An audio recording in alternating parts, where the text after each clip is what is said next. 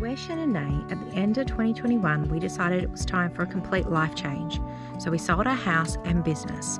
Now we are travelling around Australia looking for adventure and seeking moments of solitude. Hey guys, when we left you last week, we're at North Lake Air and we've made our way all the way across to Uluru, baby. We're at the Big Rock. This week we're going to be exploring both Kata Tjuta and Uluru. We're going to be doing some walks, sunrise, sunset, plus we'll give you guys a bit of a review on fuel, groceries and the camping at the resort. But let's first find out how we got here. Our original plans were to head south and then go across to WA. We were driving south and we've just done a Yui. And now we're back at Cooper Pedy and we're going north. We got 9 k's out of town, chucked the Yui. We're back at the Cooper Pedy sign. We're heading to Alice. We're gonna go to Kings Canyon, hit all the cool spots all right up there. Then we're gonna go over and across to... who knows? Kimberley's. Who knows? We're going north, then we'll go into WA up from the north end. It's gonna be an epic adventure. It's gonna be epic. The touring life doesn't always go to plan. We had these grand plans to take you guys to the Painted Desert, something that was on our bucket list that we haven't been to yet, but see that road conditions behind me? She's closed. She's closed. She's closed. It's very upsetting. I was really looking forward to going.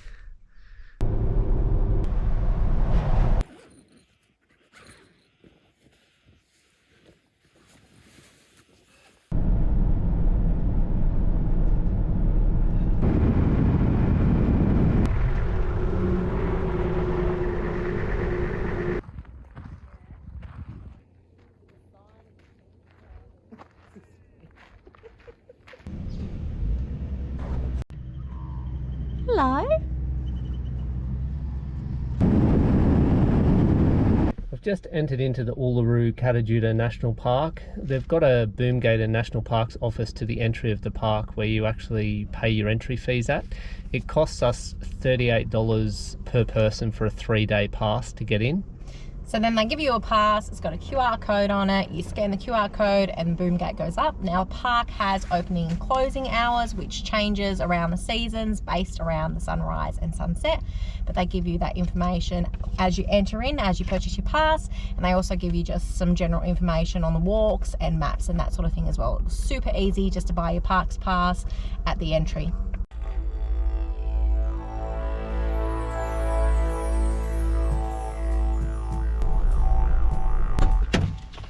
We just left the Mulla car park doing the Uluru base walk. It's about 10 kilometres long and should take around 3.5 hours return.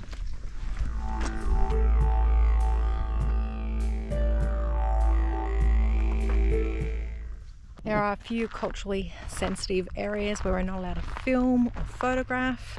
So we'll see you guys when we get back on the other side when we're allowed to pick the camera back up. You've got these little spots where you can actually climb up into some of these caves. The colours, the texture and just the layers. It just feels so big. Just the scale of it is just huge. Yeah.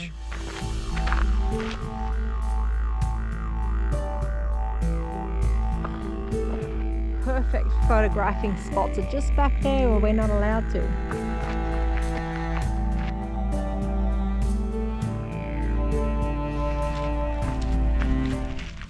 It's just started to rain on us in the last 15 minutes and it's changed the whole feel of the side that we're on. The rock being wet, it's gone like more three-dimensional, a bit moodier.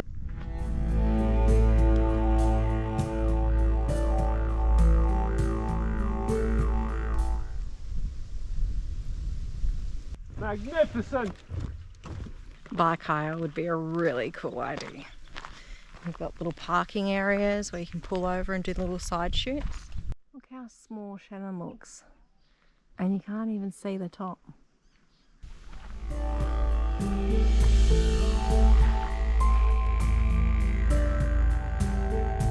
Plaza departing. So provided we can get to the sunset spot in time, I'm thinking that the sun might just kiss the rock face, the sunset, and throw around a whole heap of colour. This is it, guys.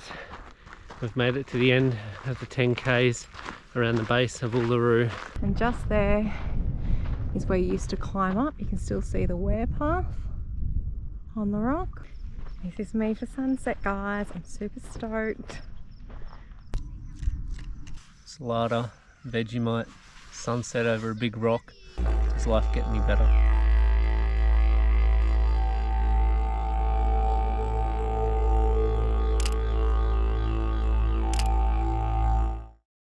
This is where we were last night for sunset at the Uluru Sunset car parking area. The thing that I really like about this area is you get to park your car and then stand or sit right out the front of your car once you've selected your spot, but it's also really long and there's a lot of parking area, so it means that we're not all sitting all on top of each other and all squashed into these little viewing platforms. It's a really good area, but it does still get really busy, so I'd suggest that you get here a good hour before sunset just to secure yourself a really nice spot.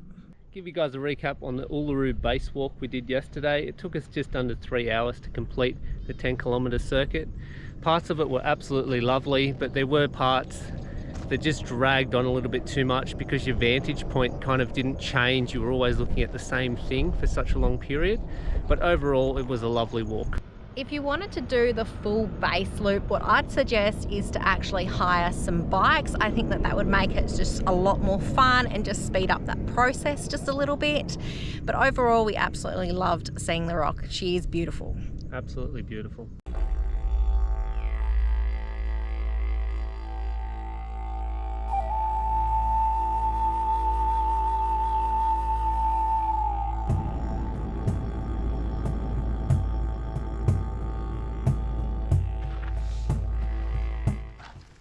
This is us today, guys. We're doing the full loop. So we're at Kata Tjuta. We're going to do the Valley of the Winds walk. It should take us about 4 hours, 7.4 Ks. It's graded difficult. Now you can just walk out to, there's 2 different lookout vantage points. You can walk to 1 or 2 and reduce the length. But we're going to do the full loop so that we can see as much as possible of Kata Tjuta. Absolutely massive. 546 meters high. It's actually taller than Uluru, and walking around it you can actually feel how much higher it is than Uluru.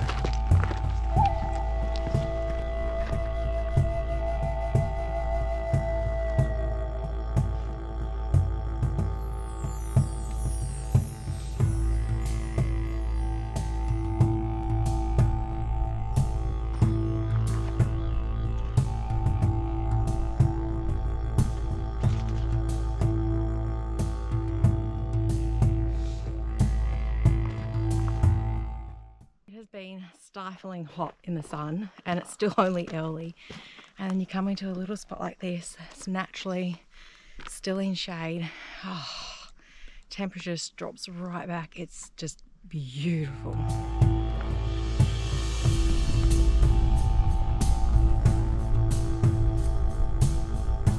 Now we know why they call it the Valley of the Winds.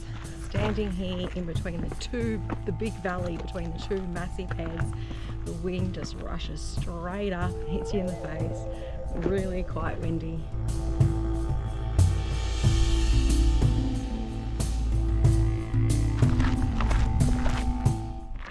Kata Tjuta, meaning many heads, is made up of 36 dome formations across 20,000 square kilometers.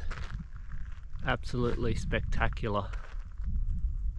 Heading uphill as we make our way up from the center of all the domes, looking back, the views back into Kata Tjuta, absolutely incredible. There's not really words to describe how lovely it is out here. And then when you look off to the east, I'm imagining you've got these beautiful views out to some absolutely flat country.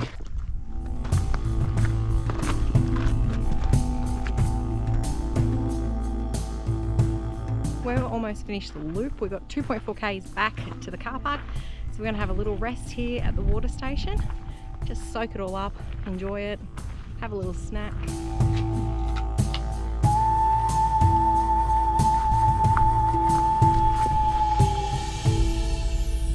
We just finished the loop. We've got about 600 meters up the hill.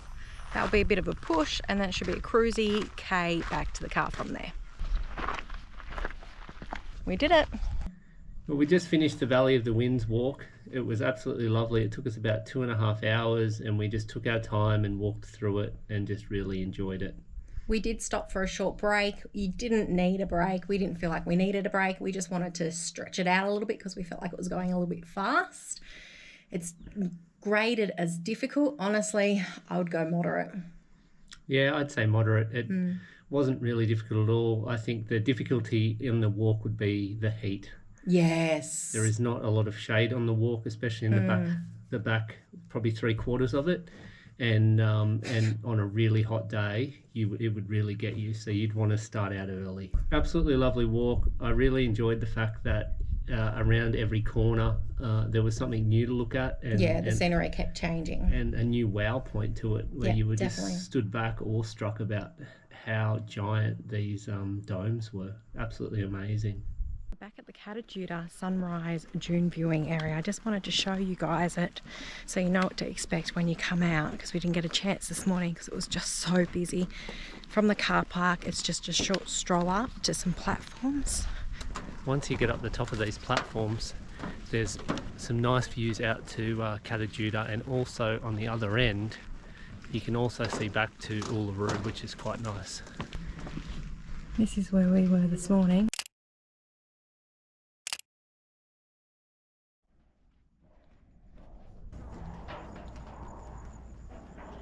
You see Uluru, it's only tiny.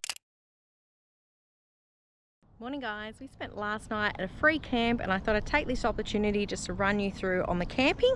Now there is absolutely no camping within the national park itself. The closest camping to Uluru is within the resort. Now the resort offers campground facilities, which is ultimately just like a caravan park with all your normal caravan park facilities.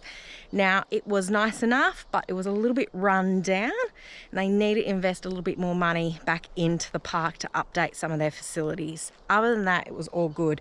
Now we did pay $54 per night for an unpowered site, so it is a bit expensive. So when you turn off the main highway and you're coming west down into Uluru along that main road, there are 3 free camping spots. Now they're rest stops on the left hand side of the road. Now we spent last night at one of them, the one that's in the middle. Now it's 100 k's back from the resort centre itself, so it's a fair distance out from town, and I think the one that's closest is about 30 k's out. Now there's also one on the right hand side, which is Curtin Springs Inn, and they offer free camping as well, which is again a bit like a caravan park. So what we did was we spent 2 nights within the resort, the campground facilities, and we spent 1 night last night out on this free camp, just that 100 k's back in. Now what I would probably do next time, depends on what time you're coming and going as well, like what time of the day it is. It could be handy to stay your first night here at one of the free camps, then spend 1 or 2 nights at the resort in the campgrounds, and then do another night out here. But once again, it depends on when you're coming in and out and what the time of the day is, but that could be a really good option to save money. At the free camp that we stayed last night, where I currently am, it was quite nice. The grounds are really clean. It's quite a large site, and I believe the first one in is very similar, but the last one is actually very small, and it's a bitumen area as well. So this one last night, we had 3 campers with us, and we all felt very safe, but we did have a few visitors at night. We had a couple of little mice running around. It wasn't too bad though, definitely not plague worthy. And we also had some dogs in the night or early morning that woke us up with all their howling. And then at one point, I got a little bit of audio of it, and then at one point they actually were in the campground and they got really loud. I didn't even dared to move to get the audio for that. But I think in our future there might be a rooftop tent on the cards.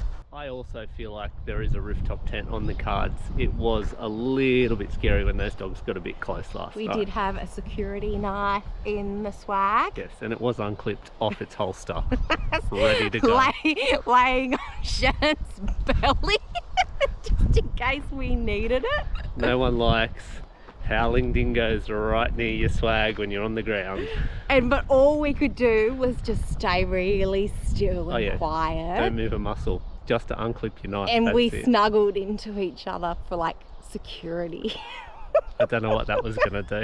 It was nice for me. We stopped at the Eldunda Roadhouse, which is on the turn-off out to Uluru on the Stewart Highway. Now, the fuel here was $2.92 a litre when we stopped in, and I thought, oof, that's a bit steep. So I got on the phone and I called Curtin Springs. Their fuel was $2.97, and I thought, wow, that's crazy. So I tried the Uluru Resort. There's a Shell servo there, and it was actually $2.75. So I did a quick calc and worked out that I could actually get out there. I had enough fuel. So I fueled up out there at $2.75. Now I topped up my tank again before we left, and it had come down to $2.68 a litre. Now I've just come back out to the Roadhouse on the Stewart Highway again now, and it's at still $2.92 a litre. So it really does pay to ring around, have a bit of a look around, and try and get the best price for fuel.